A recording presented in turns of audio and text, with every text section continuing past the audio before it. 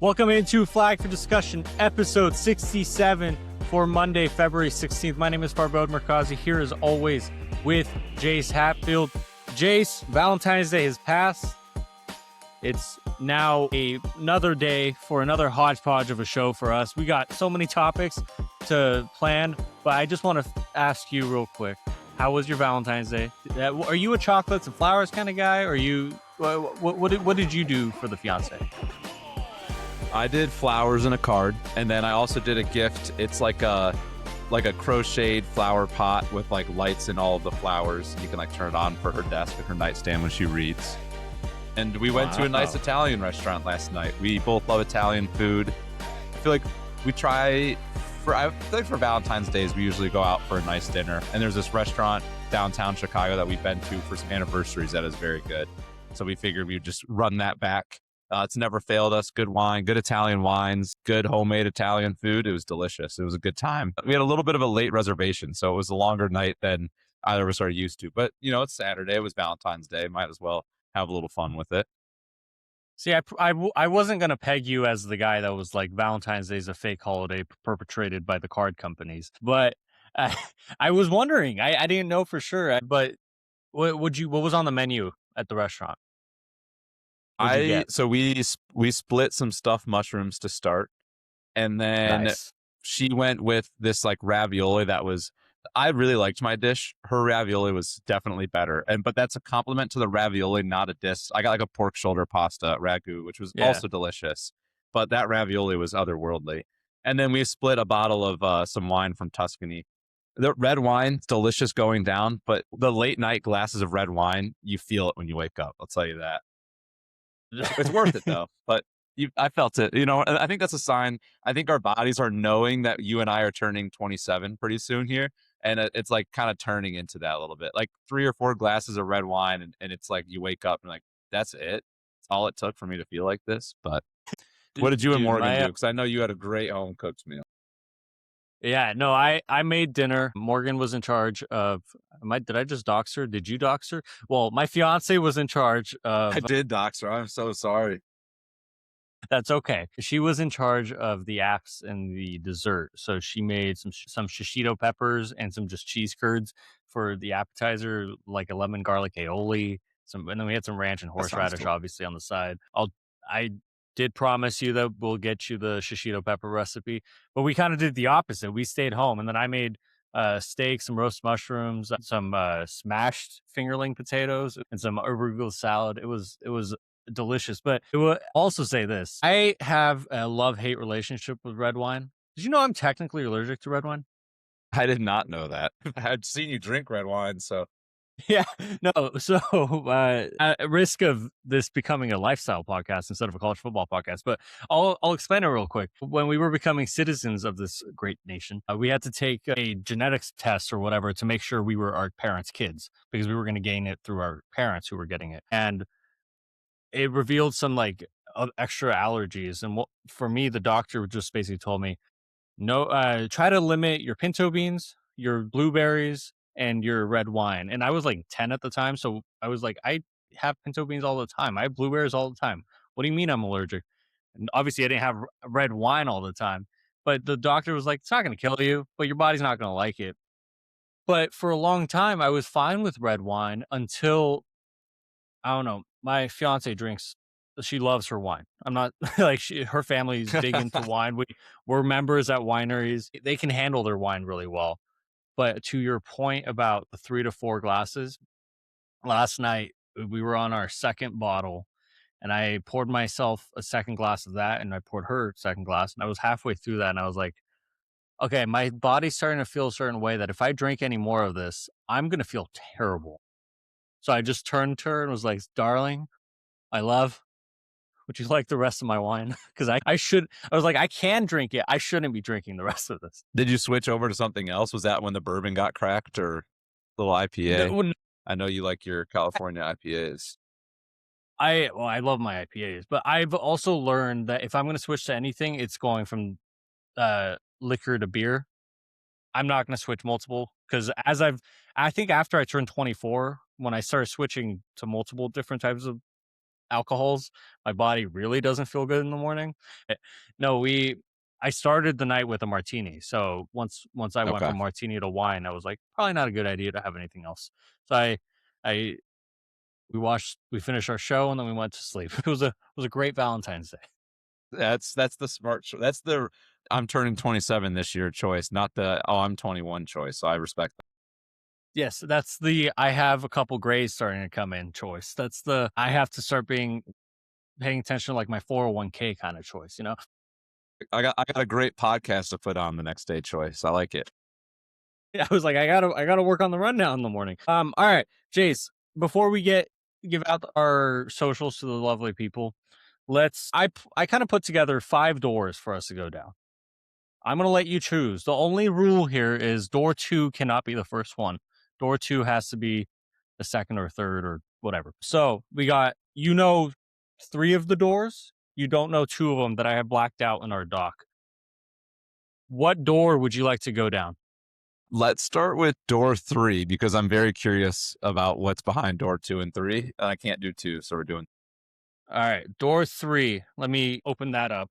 So I was listening to a radio show on my drive home on Friday, and they were talking about the MLB strike. And during the MLB impending strike that people are assuming, it seems like Rob Manfred, the MLB commissioner's office, and the owners are preparing like a massive fight against the players union for a salary cap. The host of the show I was thinking about it, like if I was guaranteed a championship, but we were also guaranteed to lose our season for the next year, would I want that? Or the alternative would be if I wasn't guaranteed a championship, but it was let the cards fall as they may. I'll take the shot. The team's just going to go out, and if they win, they win. If they lose, they lose. But we would have baseball again next year. And he said I probably would choose the non-guarantee of a championship because I love the sport itself too much. And he doesn't want to go a season or a year without the sport. Now, I wanted to translate that to college football. If you, as a fan of your program, were guaranteed a championship, but the caveat with that guarantee was, Jace, the NCAA, the commissioners, they decide to collectively bargain or they decided something's broken. We got to start talking about, we got to fix this. So we're going to take a year or 2 off of college football. Like we can't have college football if the conference commissioners don't work. And all of a sudden, we spend 2 years without college football. Would you take that deal if you were a college football fan? You yourself, then we'll talk. Yeah. Here's where I'm going to walk you through what I'm thinking initially here. I think it really comes down to which team you're a fan of. As you know, our teams being the Ducks. I think the Ducks have a good enough chance to do it without the guaranteed aspect. And for the combination of my love for the sport of college football, I think I would comfortably say, let's play the games. Hopefully the Ducks pull one out, but I do want these seasons to happen because the fall is my favorite season for a lot of reasons. And one of those reasons being college football happens. And I don't know if I could go a year or 2 without college football, even if that meant the Ducks get one. And there's also a part of me that's saying, it doesn't mean the same when it's forced. Like, I don't know if I would appreciate the championship as much if I knew it was happening because like I, was able to have this magic spell where they automatically win it. I think I want it to happen naturally, raw emotion, all of that. So I'm gonna say let's let college football play out. Fingers crossed the Ducks can get us one anyways. But I think it depends on the sport. Like if you asked me about the NBA, I don't really watch the NBA. So if the Pistons could guarantee a ring and then I didn't have NBA for 2 years, let's do it. But college football, I like the sport too much. It means too much to me to have that thing halted. No, I've thought about this. I mean, a lot of it just depends on what kind of fan you are. Not like good fan, bad fan, but it's like I always relate it to my fandoms as all right, these are the teams I'm a fan of, but these are the teams that like I don't cry a lot, but these are the crying championship teams. Like if the Lakers win a championship, I'm gonna be stoked. But I've seen that happen at least like 4 times in my lifetime, right? But if the Angels win a championship, I'd be like, I wouldn't believe that this was possible. If that, and we technically, I've seen it happen, but I was like 3, and I wasn't even in this country at that point. Yeah. Or like if Oregon was a championship, yeah, it never happened before. We've had so many heartbreaks. that would be a tearjerker championship, Not, so like I think it depends on what kind of fan you are or what kind of program you're a fan of. I think to play devil's advocate, because I think I'm in lockstep with you about how I would feel about it, but just to play devil's advocate for your Oregon take. Let's say college football doesn't come back. Let's say it just becomes G League football in 4 years, and all of a sudden in 4 years, the model that's there is these athletes are licensed athletes to the university, but they're not actual students. And well, we're going to have the sport, but it's just not going to be anything like what we have right now. Like, it's going to be the University of Oregon, but they're just University of Oregon's licensed athletes, not student athletes. They're not students at the school. They're technically just, if you want to call them, I don't know, they're paid. Regardless, at the last national championship, as you know it, this year or next year, if you're guaranteed that's one caveat of like, would I want it like in the original fashion to have it? And then That's a good point. the other devil's advocate for this take is not to be morbid, but the most important person in Oregon football history is 88 or 87. And not that it's going to hurt Oregon financially. I'm sure there's there's a treasure chest somewhere, a war chest somewhere to keep the program humming for decades to come. But more in the fact that you probably want to win an Natty for him. If you're guaranteed to win it while he's alive, I think some Oregon fans would take that, right? Yeah, I get it. I believe in the Ducks. I think that's where I believe in Dan Lanning. I believe in the Ducks. I believe in the path they're on. But if it was true that the sport was potentially coming to an end as we know it, and the new next version was going to be so different that you wouldn't be able to appreciate a championship, then I think I would switch and say, yeah, give me the guarantee while we still have it. But yeah, in college football is something I was thinking about while you're talking is unique too, in the sense how people talk about past championships. A lot of people hold really high value for like past championships in college football.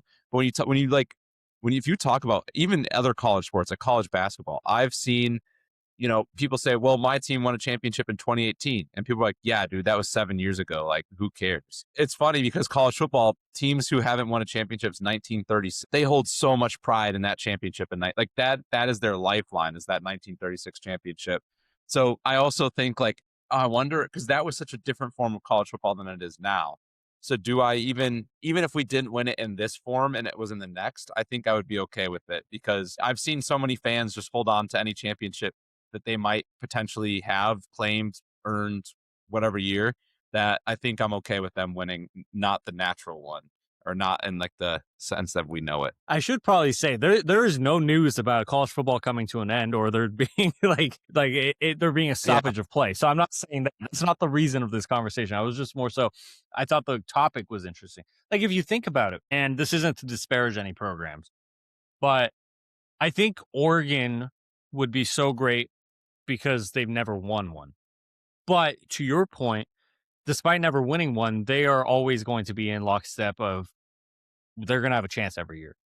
So great for their fans, great for them. They're always going to be there. So maybe you don't want to guarantee it.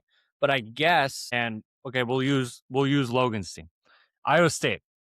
If you guaranteed him a national championship this season, but also guaranteed next year there's no college football while they're trying to figure some things out, would he take it? I think he should take it in that case. If I was an Iowa State fan, I would take it, because I think the odds of them winning one in the next couple of years is pretty low. But knowing him, like, he's such a good dude that I think in his head he would think, man, like I can't take this because I want the world to enjoy college football. So I think he would say no, but more so out of his like, I want to make the right decision for everybody. And but I think in his heart, he knows that he would take it. And I'm telling him, I think he should. I think it really comes down to, if you are a fan of a team who realistically has a solid shot of winning one, you might turn it down depending on how much you love the sport. But if you're a fan of a team that really doesn't have a great chance, I think you should take it. And I think most people would.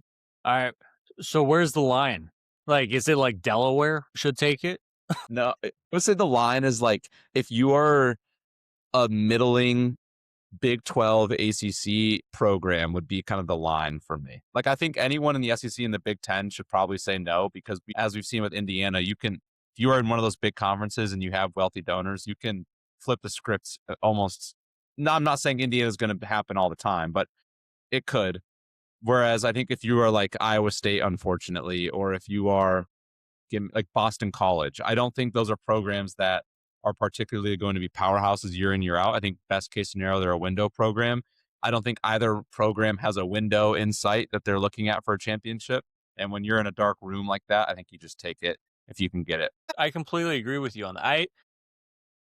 I think there is something to the point of just the championship itself is special. And I get your point of like, if I knew that we were guaranteed that, then it wouldn't be as special.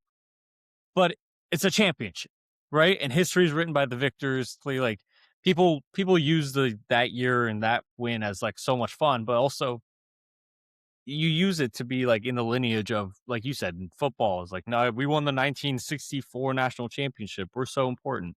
And that's the last one they won or whatever. Yeah. And like the caveat the co-host said on the show I was listening to was, dude, it's a championship. You're turning down a championship because you're scared of something that might not happen next year. And I guess that's a lot more real in baseball. Like if the Tigers were guaranteed a World Series this year for you, would you take that? You mean they're not already?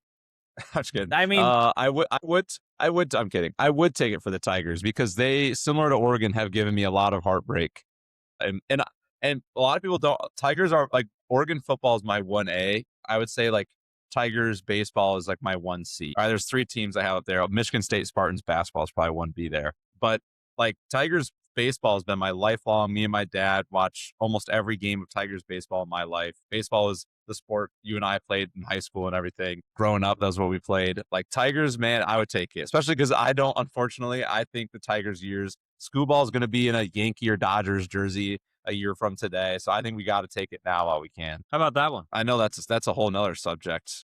Unfortunately, it's going to happen. You could put Scooball. I would be happy to see Scooball in an Angels jersey because he's not going to be in a Tigers one. And I certainly don't want to see a deferred contract for $7 billion in 2064 with the Dodgers. And I definitely don't want to see him in pinstripes. You know, the best part of this is whenever this show takes off, and it's definitely gonna lead into like a baseball show too. We'll have a second baseball show. As for people out there, Jason and I don't just talk about football. There's a reason our fiancés call this our play dates because we're just here talking. We're yapping. All right, let's move on to door number not 2, but anything else. Let's go to 1. Let's go to door 1 here. This is an interesting door number 1. This is more in the reality. This is less of a hypothetical because Trinidad Chambliss was granted an extra year of eligibility. A state court judge issued an injunction. It paves the way for him to be eligible for the 2026 season. So screws over Deuce Knight, who transferred there, by the way. He was transferred there, and he was basically told with or without Trinidad, he'd have a chance to be the starting quarterback. I think we all know that's bullshit. If Trinidad Chambliss was coming back, he was going to be the starting quarterback. Mm-hmm. Basically, the NCAA denied his appeal last week, and we talked about it on the show then. And then Trinidad Chambliss finished his court proceedings. Judge Robert Whitwell ruled that Trinidad met the criteria to earn a medical redshirt for a 6th season. It's because in the 2022 to 2023 academic calendar, the guy didn't play a single down of football, didn't play a single snap. He had respiratory issues. Obviously, feel for him then.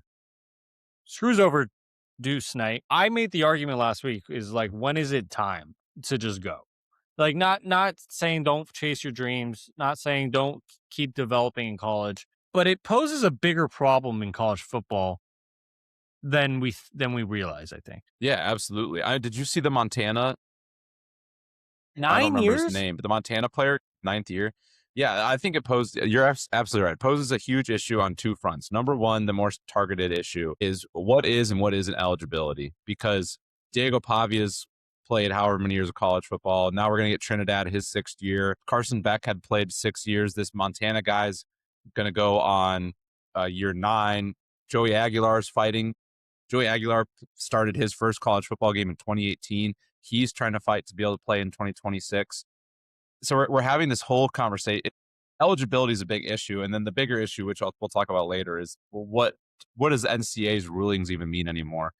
But in terms of eligibility, we've hit a point where it's become so cloudy, and it sucks because you feel bad for a Trinidad, like, oh yeah, dude, you had that 1 year with respiratory issues, you never played. That's really unfortunate. I'd love to give you an extra year, but I think when you open the door for like what if scenarios and appeal scenarios, you're never going to get this like neutral third party who's going to come in and make like an accurate, consistent decision that every player gets the same judgment on. Because as we saw with this, the NCAA said no, and then he just goes to a local court. Of course, the local Oxford, Mississippi court is going to rule in favor of Oxford, like in the town, and the school, the university, the football program. That where did Diego Pavia go to get his extra years? To a Vanderbilt Tennessee judge court, in Tennessee. yeah. Where's Joey Aguilar going? To a judge in Knoxville. So, all these people are just going to keep fighting in their local courts, and I don't know if we can really count all these local courts to be fully fair for every single athlete. And I think that's where I struggle, or that's where my frustrations lie. Because then you're going to get kids.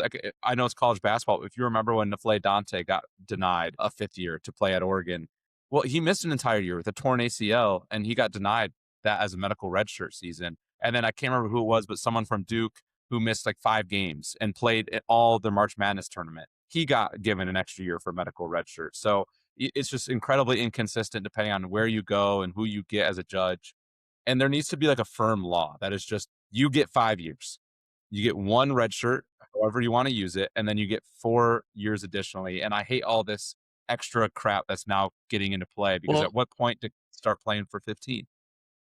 You're describing 5 years to play 4. Or I think there's also there's also the proposal of 6 to play 4, 6 to play whatever. The thing is, I have to make it clear, I'm happy for Trinidad. The kid probably wasn't a first-round quarterback. He can go develop himself to be a first-round quarterback, and it's all good. You want these kids to go find their opportunities, especially when they feel wrong.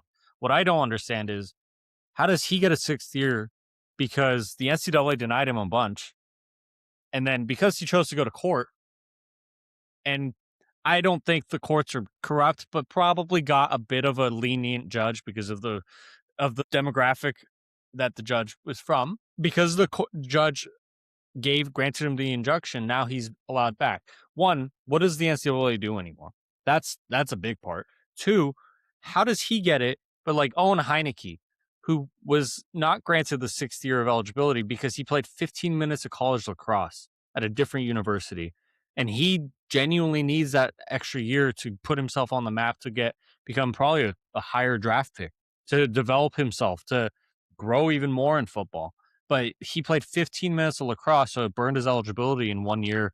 So he couldn't get his last eligibility year. That's what I don't understand is Owen Heineke doesn't get it because he doesn't go to court. But like a kid like Trinidad, I hate doing this because it makes me feel like we're picking on Trinidad, which I'm not. Realistically, if you and I were in the same boat as him, we would try to do the same thing he did, right? Yeah. I don't think he did anything wrong. He wanted to play another year of college football. He can get paid for it. He doesn't have to start his life as a Jet or as a Steeler yet. He can try his cards again next year. And granted, it's college football. He could get hurt, God forbid, and he could lose his draft stock. He could lose, but at least he gets the opportunity. So I don't want to make it sound like I'm bashing the kid. I just don't understand how a kid like him, who, because of the courts, managed to get an extra year of eligibility, but a kid like Owen Heineke, or that it wasn't health, it was he played a different sport, so he lost his eligibility. Yeah, you're right. The evil here is not that Trinidad Chambliss is playing college football in 2026. He's a great football player, an excellent kid, and given his scenario, it makes sense that he gets to play 1 more year. The evil is the inconsistency in which people are ruled, the inconsistency in what people can do about their ruling. There are people that get rulings from the NCAA that the legal part is beyond me, but there are people who get told no and they can't appeal, and there are people who they can't appeal. And depending on where you appeal, you'll get different judgments. Because then if you look at the Joey Aguilar case, the guy going against Joey Aguilar is a former volunteer. He, in his comments on Friday, he had said, like, look, Joey, like you're a hero. He had all his praise for him. He's like, I'm a Vol. I would love nothing more. But just because you're a Vol and I'm a Vol doesn't mean that we should do a disservice to college football and to future generations of athletes by letting you play extra years that you might not deserve. That's probably the commentary. Like the evil, like I said, the evil is not Trinidad Chambliss playing college football. It's the inconsistency. It's the method. It's the process. It's the lack of rules, the lack of like everything feels so arbitrary. And in like all these other sports that just isn't. In baseball, like the players union fights so hard for the players. And if you get hurt, you have to go on like they get IL designations and they have all these different MLB service time. And yes, it's complex, but they've created all these rules to ensure like what's best for the athletes. And I honestly think just sometimes like hard to find rules are what's best for the league because it makes things easy. You did this, you're in. You didn't do this, you're out. You hit this metric, okay, you qualify here. You didn't hit this metric, you don't. The NCAA, they have the metrics, but if you don't hit it, you can just go to a local court and get it appealed. So that's kind of the evil there. It's not Trinidad, it's the situation. Yeah. No, you're absolutely right. I mean, good for him. I hope he goes out, has a huge year, but it does screw over a kid like Deuce Knight. Yeah. He transferred in from Auburn expecting to be Ole Miss's quarterback. I mean, does he technically get the opportunity to transfer out? No, he doesn't. It's not like if the coach decides to leave in the middle of the year where anyone gets the opportunity to transfer out. I hope it ends up right and well for everyone involved. I just need more explanation of why this was approved and the injunction was granted, but certain people aren't, or certain people get denied the extra years. I think what's clear though is like the NCAA has made it clear, like they're denying these appeals. It's just the kids that decide to go to court oftentimes are winning. Yeah, and this is the bigger issue, which we can probably jump into another door because it'll bleed into this. And you alluded to it earlier. The NCAA has no real power. It feels it doesn't. It feels like they don't really do a whole lot anymore. Like if they're supposed to be the governing body, the legislative figure in all of this, and when they're governing decisions, their legislative decisions mean nothing. And then now you've got the college football playoff committee's their own entity, and they've got this $8 billion deal with ESPN for exclusive rights. All of a sudden, you start to realize, okay, well, media and the committee kind of control all of the scheduling and the big events at the end of the year. And while I even play the game, the local courts matter more about the legislative decisions than the NCAA does. You start to really think, where does the NCAA fit in all of this? And then if you also start to realize, look at the Big Ten, the SEC right now. They're pitching all these ideas for expanded playoff committees. The NCAA doesn't have a seat at this table. It's basically the conferences with the college football playoff committee administration with like ESPN in their room. And the NCAA might have a person in there, but other than just showing face, they really don't have a seat at the table with any sort of say, or I don't think not only say, but respect. I don't think they're even respected in that room because people know whatever they say or do, they can just go over their heads. They know the NCAA will never crack down on it. They know you can tamper and run wild and it doesn't matter. You can record practices and send staffers in fake gear to other games to record illegally signs, and the NCAA won't really care. Like they don't really have any respect anymore. And at what point do they just flick them away and say, all right, you're done. Like bye-bye NCAA. Because I don't think we're far off from a conversation happening. No, I think, I mean, realistically, granted, without knowing a ton, the college football before the last couple of years, the NCAA had already been losing power. And there's no denying that.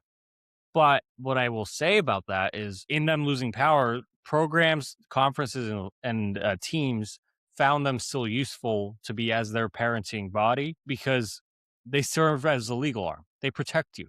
Something happens to your program, kid unfortunately passes away in practice, or there's a crazy thing that happens with one of your players or whatever. The NCAA steps in and protects the program. NCAA steps in and they're the protective arm. And they've gone from governing body to legal arm. That's why sometimes I would genuinely wonder what goes on in NCAA headquarters. Until like the last couple of weeks where they were denying appeals, I honestly wonder, is like, do they just have a bunch of lawyers in there? Because they're not doing anything else. Something happens, they probably have a meeting, and then they're like, can we do something about this? Probably not. All right, let's break for lunch. Like, that's how I envision a lot of NCAA things. And maybe that's unfair, but I don't know how it'll happen. I'm not an expert in this area. I just know that if we keep letting rules be bent like this, eventually the sport's either not going to look the same, or just like right now, it's already not looking the same, or we're going to have some real conversations about the Super League. And we're probably like 5 to 10 years minimum away from a Super League because of TV contracts with certain conferences. But once conferences break, and then theoretically what you assume is the SEC, the Big Ten become the AFC and the NFC, you got to collectively bargain. That might actually lead to some stoppage and play. That might lead to a strike for a second. But once that's ironed out, there's no NCAA anymore. There is National College Football Association or whatever. Yeah, I think you're spot on. Those TV contracts, I think, are the last remaining glue to the current situation and setup that we have. Because once those are done, everything's going to get renegotiated. And once everything's getting and on top of that, you're telling me that these conference commissioners and these ADs aren't talking behind the scenes to each other about, well, in 4 years, we know the ACC network's up. I don't know if we want to resign this. Hey, a lot of my teams are looking to join here. What if we combine our conferences? Like, those conversations are going on. Obviously, you and I are not a part of them, so I can't speak to what's happening. But we're not stupid either. And it's safe to assume that once these TV deals are up, there's going to be a whole lot of mess, for the lack of a better word, a whole lot of movement. The first day this can happen is, I think it's a late June day in 2030. That is ACC doomsday day. If they don't figure out new contracts, every team in the ACC becomes a free agent on a random June day in 2030. That's crazy to think about. Hypothetically, if there's no extension, every ACC team all of a sudden is going to be looking for a home. Either if that's in the ACC, it's the Big 10, the Big 12, the SEC. I would imagine North Carolina, Miami, Virginia Tech, UNC, Florida State. Those are the teams that will Clemson immediately be gobbled up by the AFC, not the AFC, the Big Ten and the SEC. I'm already calling it that. If they allow for that to happen. So that is, I guess, set your calendars for sometime in 2030. We'll see. But I want to go into door 2, and I might get in trouble for this. You might be mad at me for this, but it's a topic worth having. So during the Trinidad Chambliss conversation, there was a testimony by former Giants coach and current offensive coordinator or offensive assistant for the Rebels, Joe Judge, and he had some comments. Did you see the video? I did not. This is new to me. So it was a comment talking about when he was trying to testify to the commitment guys need to have for college football right now, the importance of they're getting paid, they need to be all in. And there was one point where this is what he said. We would have to educate significant others who may have been pregnant during the season or were going to have a baby during the season. And you have to educate them on, you have this baby in the middle of the season, that father has to play good football. It's a day-by-day production business. He has to be ready to go out there to perform and play. And when I say that is, you need to let him sleep. He needs to be in the other room, detached. You have to explain to the mother, hey, listen, he ain't waking up for midnight feedings. And then he basically later on said, in the off season, yeah, he can change every diaper you want. But okay, so basically this was in response to Trinidad's hearing. This is in response to how all in guys. This is in response to how all in guys have to be. This is in response to the fact that I think it was in response to the respiratory issues and sleep apnea that Trinidad may have had. So it was good sleep matters.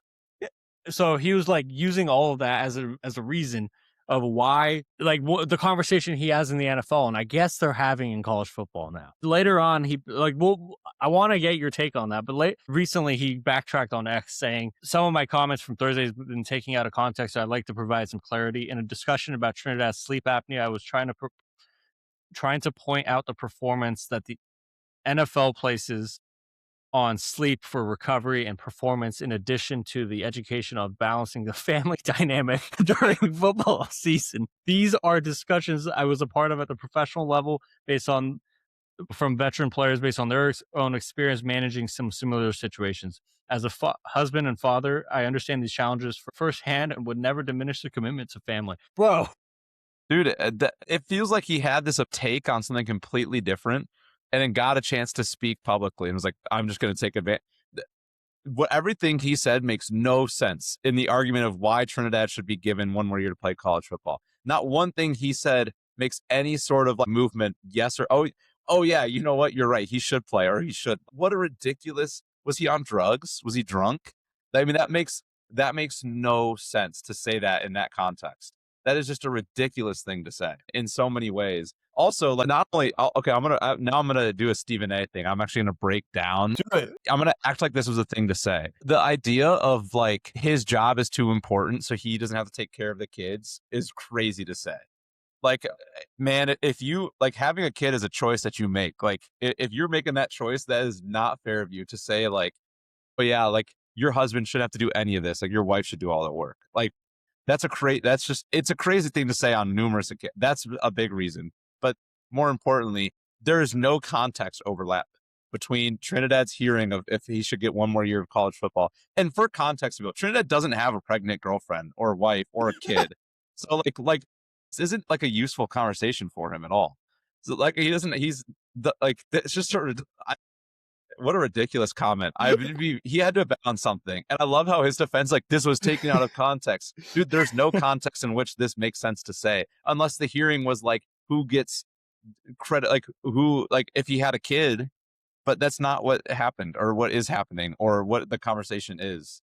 That's crazy. What a weird thing from Joe, especially from Joe Judge. This is going better than I could have even imagined. But, okay, neither you and I are in the boat where we've experienced this. We've had to have the conversation with our significant others of like making schedules and plans, and we don't have children. We haven't had children. Down the road maybe, but not right now. So we can't technically relate to this. But yes, he's telling Ole Miss players that, hey, I did this in the NFL. If you have a kid during football season, the crazy part is he's basically saying they've had these conversations with wives and girlfriends of Ole Miss players already. Like he's saying that's they've already sat down in a non-disparaging fashion, basically been like, honey, I know you love this guy. I know you're pregnant. You're going to be a single mom until January or until February. Like, hey, he ain't wiping no diapers. Like, what the fuck? Yeah, just crazy. Like in reality, what he was actually saying that to was about the sleep apnea conversation because of how important sleep is. Like good sleep is to you performing the next day in football and recovering, blah, blah, blah. I get that. But the fact that he went there and there is a conversation there of, hey, this is where we are in college football of can't imagine they're the only program or he's the only coach who's having these who has his mindset where, buddy, we're paying you $5 million. I don't want to hear on a Tuesday practice that the baby kept you up at 2 a.m. Then you're tired. It's like, you need to be full go. But I don't know. This was weird. Oh yeah. It's also, I think it's crazy that the solution is making the mom of the baby do all the work. The solution should be, hey man, you're 19. Let's not get people pregnant while in the middle of your college career. That the conversation should be to the young men of your program saying, I don't know what I can say in this podcast, giving them good advice for their sexual lives and set them up to succeed there, not going to the girls of this campus saying, hey, if my guys get you pregnant, you're on your own. That's a crazy. That's just that's so bizarre on so many levels. What a weird thing to say from Joe Judge. I hope his wife gives him a stern talking to, because that was just a crazy comment. The other crazy part was like advising the wives and girlfriends. He's not only not going to help you, he's not going to wake up when the baby needs help. He's also going to sleep in another room as you too. Like you guys are going to be roommates for 6 months of the year. And then once the season's over and we don't need him anymore, he can go back to being a dad. But when he's getting paid to play college football what he does is more important than the kid. I'm like, what the hell, bro? Yeah, just a lot of very interesting assumptions he's throwing in there. A lot of like throwing around blame and fault to people who don't deserve the blame and fault, and absolving people who might deserve more than he's giving them credit for. Crazy statement. I could not have ever guessed that that's what you were going to say about was behind door 2. Thank you. I was hoping that would lead to a good conversation and not be like completely awkward, but it was just weird. All right, we got door 4 and 5 left. We probably have time for one more. Which one do you want to go down? Let's do door 5. I think we've hashed out some of the stuff on door 4. So let's do door 5 here. I'll let you lead us off. Door 5, the Big Ten revealed what a 24-team college football playoff would look like. It was an internal Big Ten document exploring the playoff. It offers a peek at what the model could look like as another offseason of the CFP discussion is set to unfold. That's from Pete Thamel. So basically, I don't even know how to start this. So it's a 24-team field. There are 7 bids for the SEC, 6 bids for the Big Ten, 5 bids for the Big 12, 3 bids for the ACC, 3 bids for G6/independent. So in the first round, 16 and 17 play, 9 and 24 play, 12 and 21 play, 13 and 20 play on one side. On the other side, 15, 18, 10, 23, 11, 22, 14, and 19 play. It sounds like it looks like if you're in the top 10, if you're in the top 9, you get a first round bye. That's what it looks like to me. Or am I top off? 8? Top 8 get a. Okay. So I don't know how to really explain this without showing the actual bracket on the show. But basically, number 1, Indiana would play the winner of USC Arizona. Number 8, Oklahoma would play the winner of Alabama JMU. Number 5, Oregon would play the winner of BYU Houston. Number 4, Texas Tech would play the winner of Texas and Tulane. And then on the other side, there's their own teams. The problem with this, and I don't want to steal your entire take that you said before, but the problem with this is the same problem we had when we were expanding to 12, and now we'll have when we expand to 16 or 24. At what point is a Cinderella not a thing anymore? Like, you can't keep telling me that there's a Cinderella if you expand it and some Houston's going to go off and win the national title. It's just going to lead to more games, but we're going to get the same result. Like, if you could argue that if we had an 8-team playoff, we would have gotten the same result the last couple of years as we did with the 12-team playoff. And then we would have also gotten the same results with the 16-team playoff. Last year, Ohio State, it would have just been an extra game, but they probably would have won. This year, Indiana, same thing. At what point is it like you just expanding it to end up with the same results? Cinderellas don't exist in college football the way they exist in college basketball. And I hate the argument that people keep saying, like, oh, what if Kansas State, that's a bad example, but like people go like, what if Houston, what if Boston College is good one year and they're the 22nd ranked team and they go off and win a national title? I'm like, they would be a Cinderella by winning one game. They wouldn't be a Cinderella by winning a national title. I'm not going to say never. I never want to give 100% chance that things won't happen, but everything has to work perfectly. And I don't think that's going to happen. The Cinderellas are going to be the Ohio States of last year that went 10-2 because they lost a couple bad games, where it ended up being like the 9th ranked team in the playoff and then won the national title. The Cinderellas are the Miamis who barely got into the playoff because they took a couple bad losses against Louisville and SMU, and they ended up winning making the national title game. Sorry, I know I went on a long spiel there. But there's 24 teams on this proposal.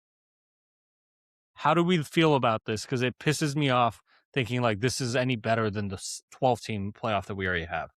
No, you're spot on. The only reason this is being pitched is because of money. And anyone who tries to tell you differently is flat out wrong. I'm with you. I don't think this changes the champion. Like you said, in today's world and the way college football works, Houston is never going to go on a run, right? Like I think 2 teams excluded teams that could win a national championship. I think there were teams ranked 3 and beyond, 3 to 8, who could have won championships in the two-team system.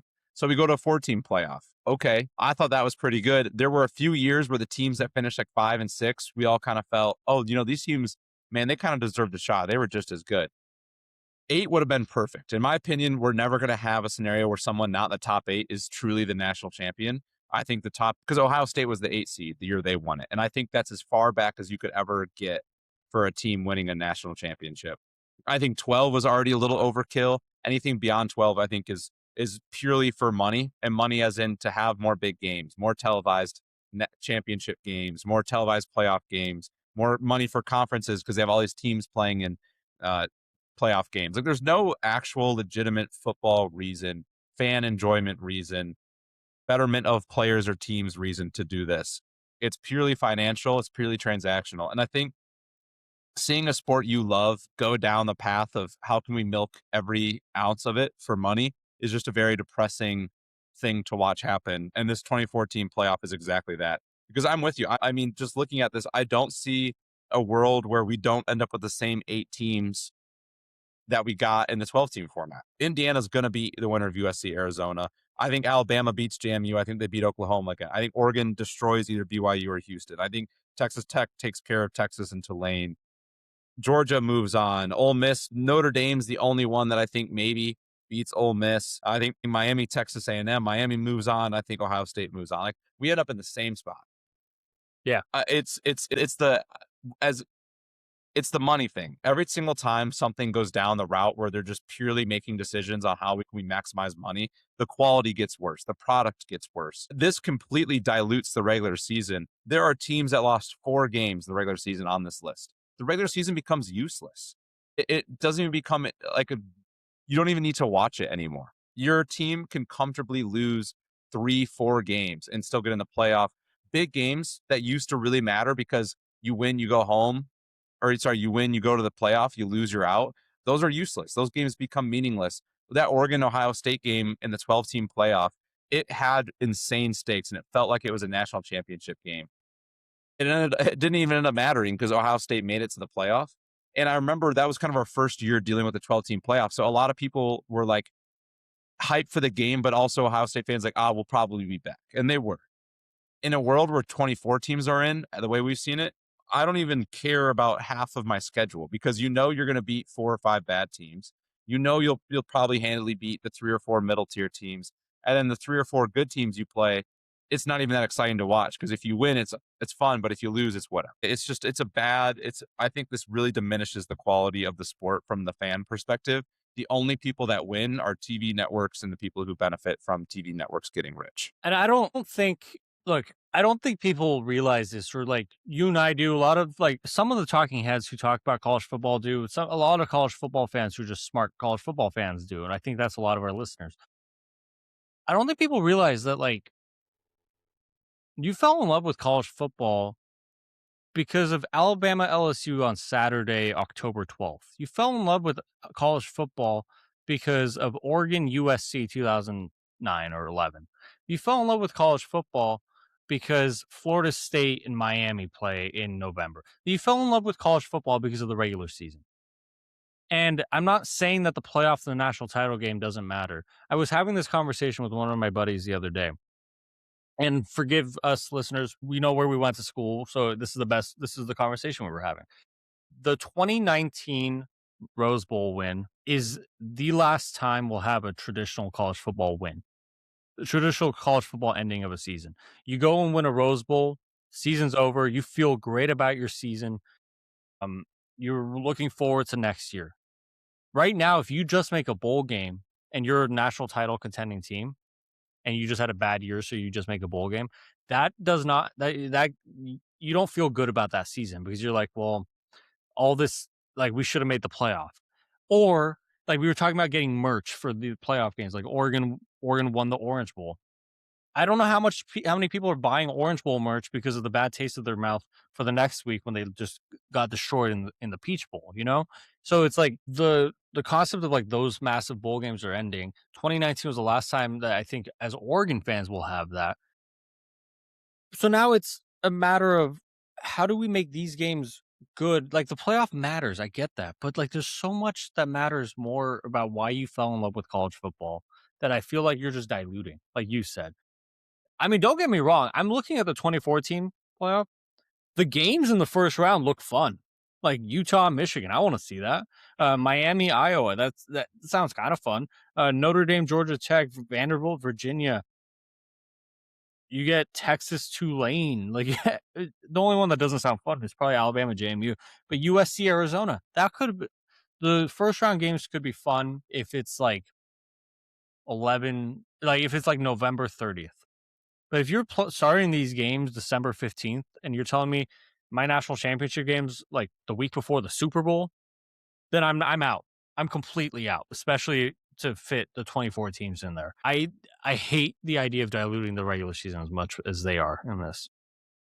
Completely agree. I think about why everyone. So the NBA has fallen off. That's no surprise. Why is that the case? Listen to any fan will say it fell off because players load manage. They play half the games. There's 82 games in a season, and now like 12 teams get into the playoff in each conference. Nobody cares about the regular season anymore. It's a sport that's going to be dead in 20 years unless they change things drastically. Baseball had a really dry spell for a while. It's a little bit on the come up, but it's still not near the sport it used to be. Why is that? There's 162 games a year.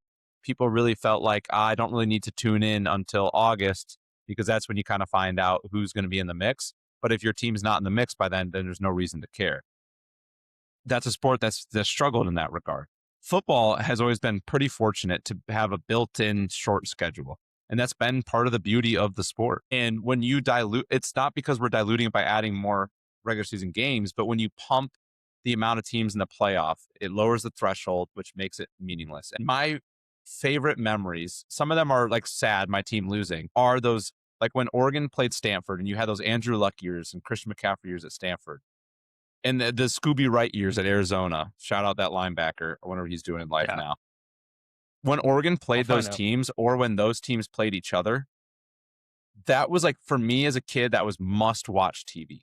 Like no matter what my family was doing or if I was with my friends on a Saturday, I was going to make sure I was in front of a TV to watch number 4 versus number 5, because in the Pac-12 at that time, the winner, they have a chance at the national championship. The loser, you're done. Your season's over. You could have 11-1 amazing season, one brutal away loss, done.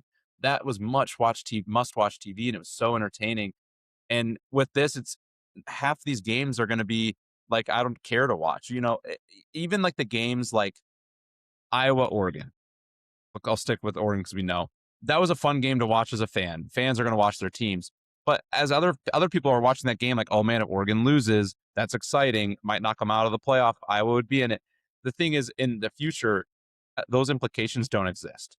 So people aren't really going to care to watch because it's like, oh, win or lose, I know Oregon's going to be in the playoff. Oh, win or lose, Iowa's probably going to be in the playoff. Like, it just diminishes the quality of games as like a neutral fan or a fan that might want to hate watch. Even those games become no longer exciting. And you're really just going to have people watching because it's their team. And that's probably the extent of what people are going to be watching for the casual fan.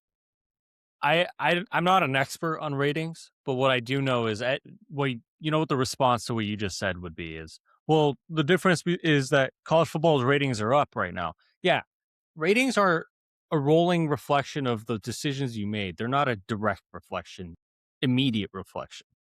So the situation college football, as nasty as like some of the outsides are, it's a good product right now. The decisions weren't made yesterday to create the product it is right now. Now, you keep diluting the importance of some of these games. I don't know what 2036 Alabama LSU is going to rate. Probably decently high because of the brands. But what about Alabama Mizzou? Right now, that game probably gets a couple million people watching it.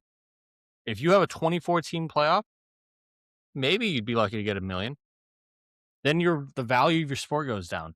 And I think as a baseball fan, I actually liked it when they added the second wild card because it gave other teams and fan bases a chance to make the playoffs.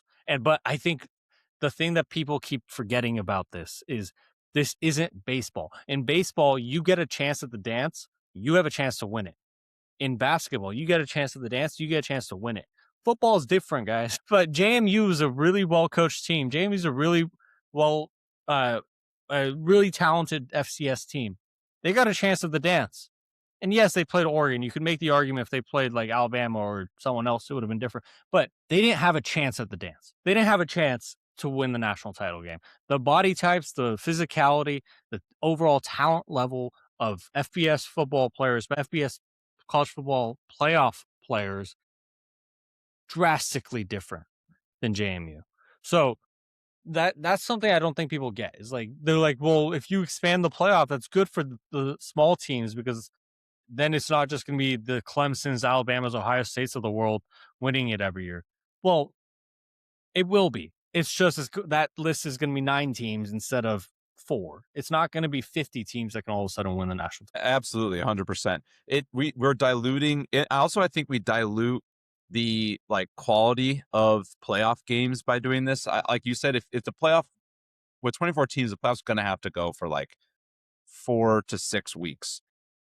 Like you said, if you're somebody who the hype of college football, the beauty of college football is the hype train and the excitement that is Saturdays in the fall. Around the holidays is kind of the time where naturally the regular season comes to an end. And also people's lives get very busy. The holidays are coming up. People are focused on traveling. They're focused on family, gifts, New Year's, all these different things. And to get people to start watching USC Arizona, nobody east of the Mississippi is going to give a damn about that game. And knowing that game's going to occur on like December 15th. And then on December 31st, USC is going to go get their butts kicked by Indiana. And then on January 15th, Indiana's going to go kick Alabama's butt. And then on February 1st, they're going to kick Oregon's butt. By that point, it's been 2 months since most of college football fans care. And we already have a problem playing games on January 15th to get people to really care. There was like a Monday night too. Do you really think people are going to withstand all of these bad games into February? At that point, they're so long gone thinking about the sport that you're just losing followers and viewers. And guess what? The NFL playoffs are always going to be king. So when you push into January and February, you're just competing with an unbeatable beast. And as we are diehard college football fans, I would almost say for myself, I would rather watch Bills Chiefs AFC Championship game on a Saturday night than I would watch USC Arizona on a Saturday night. They wouldn't do that in the same time slot, but you're asking people whose team stopped playing meaningful football in November to hopefully watch a meaningless game in late January in lieu of other sports, other things going on in their life. College basketball is ramping up. The NBA is coming towards the end. Golf is starting. Like, you're really asking people to care when what incentive why should they care about USC Arizona? No, it's exactly right. It's one of those things where like you're all of a sudden you're looking up, and I hate saying this, but the casual fan checks out in December 1st. If their team's not in the playoff, if their team's not in a conference championship game, the casual fan checks out, and all of a sudden they go into football, and for college football, they're not trying to keep fans like you and me. They're trying to keep the casual fan. So if you keep adding rules, that's going to confuse them. If you keep adding playoff structures, that's going to make no sense. If you keep delaying the sport's conclusion, then what the hell are we doing any of this for? That's how I feel in the end of it. It kind of like if you're finishing your season in February, man, it kind of takes away the timeline for players to change their kids' diapers. Like, that's what Joe just said. They said they can use February, right? Yeah, then now they can't, so they're gonna have to use March, and then at that point they're gonna like add 10 games, so the season starts in April, and then at one point we're gonna have a rolling season where we just have games all 12 months.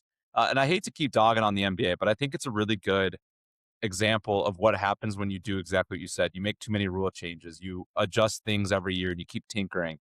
The NBA, like you hear like our parents' generation talk about the NBA in the 80s, and 70s, 80s, and 90s. It sounded awesome. I think a lot of us watched The Last Dance during COVID.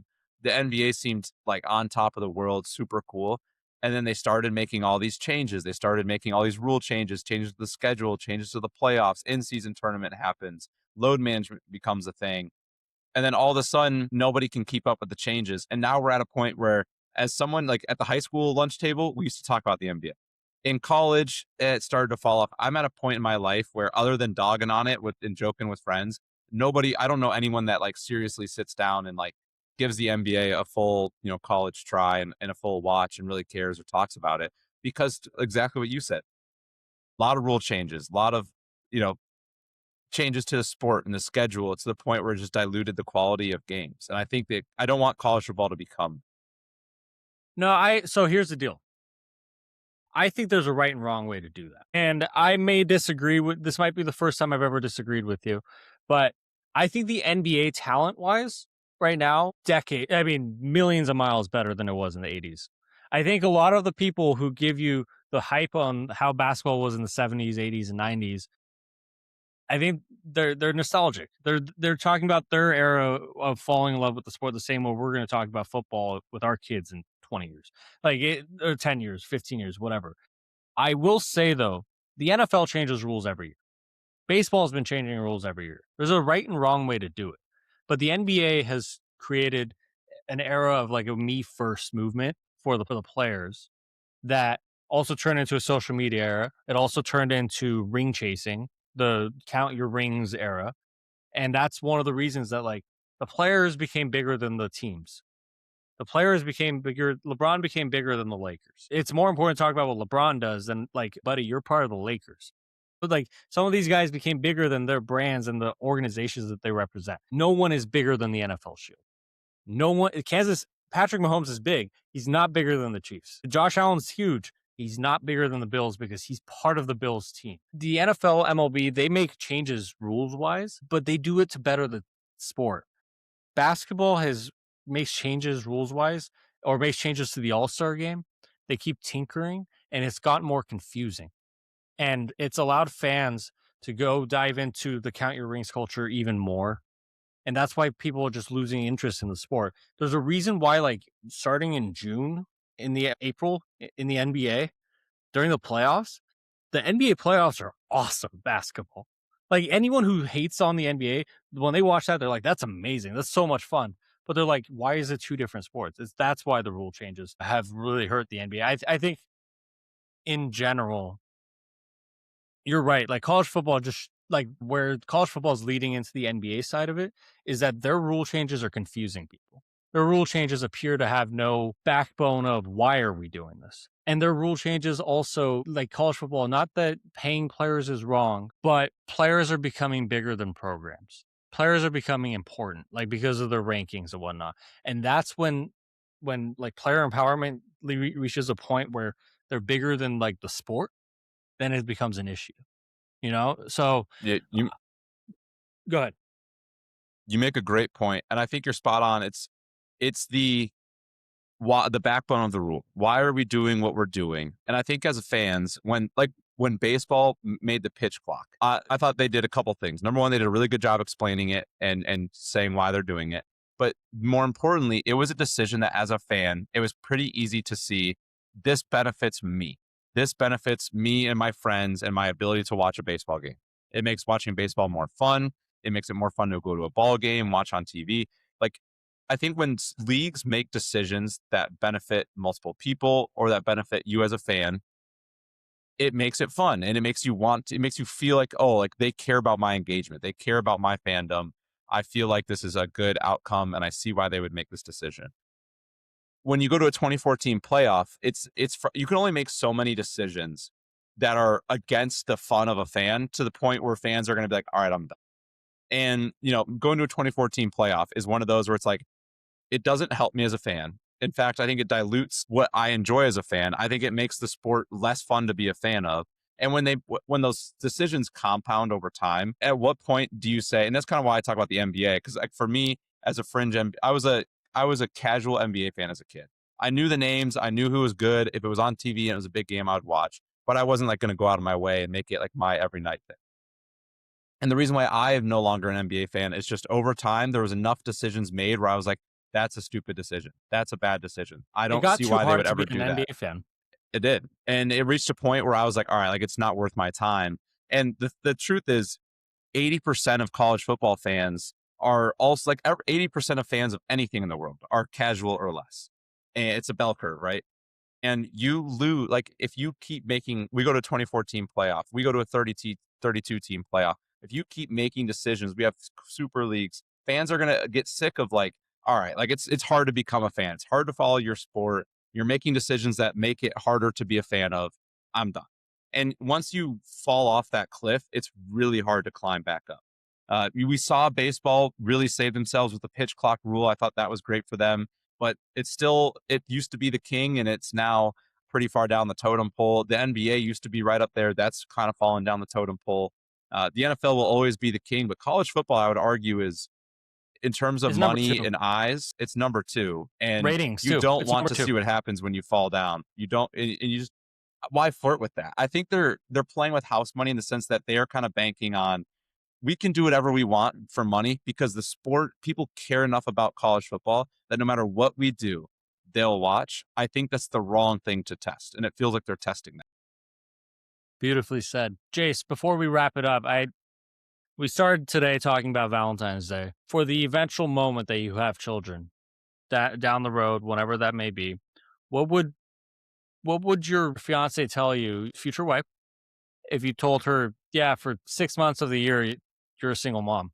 I'm sleeping in another room. I'm not doing any diapers. No, babe, Joe Judge said it was okay. Did you hear him? I'll find that clip and I'll show it to her. I feel like you'd be hard pressed to have a significant other anymore if you keep saying I would certainly be sleeping in the other room, that's for sure. I would not be sleeping in my bedroom if I said that. So that part would come true. This is why the off season's so much fun. Like, obviously we want sports, but like, I get to throw stuff like that into our show and like actually have a real discussion about it. I can't believe he said that. There's nothing that could have prepared me for that being what you were going to say next when you opened door 2.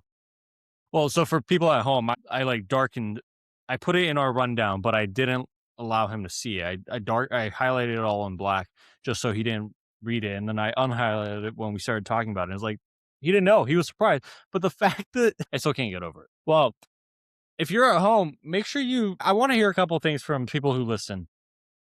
I want to hear your take on, would you give up a year or 2 of college football if it meant your program won a national title this year? I also want to hear, if you have a significant other, show them the Joe Judge clip. I want to hear their takes. I feel like everyone else is in the majority here, but we don't know where the college football and NFL athletes are in general. Thank you so much for tuning in. Make sure you are following us on Twitter at F4 discussion, on TikTok at Flag4 discussion. We're on Apple Podcasts, Spotify, wherever you get your podcasts at Flag for Discussion spelled out. Also on YouTube at Flag for Discussion spelled out. Make sure you subscribe there. A lot of conversations still to come. Jason and I were talking about it at the beginning. Feels like it's been a really long time since we've talked, even though we had a show last week. But the not having 2 shows per week kind of thing is a little different. It feels a little off, but it's great to be back. And I think we're going to be, knock on wood, I've been the one throwing the schedule off. I'm back in a routine and back in my city of Chicago. Hopefully we can get dialed back in here a little bit. Yeah, we'll get dialed back in just in time for both of us to go on bachelor parties and like start going on wedding trips where,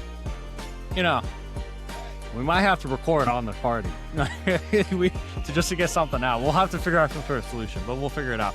Thank you so much for tuning in. For myself, Robert Whitwell, my lovely partner, Jace Hatfield, it's been a pleasure, folks. This has been Flag for Discussion.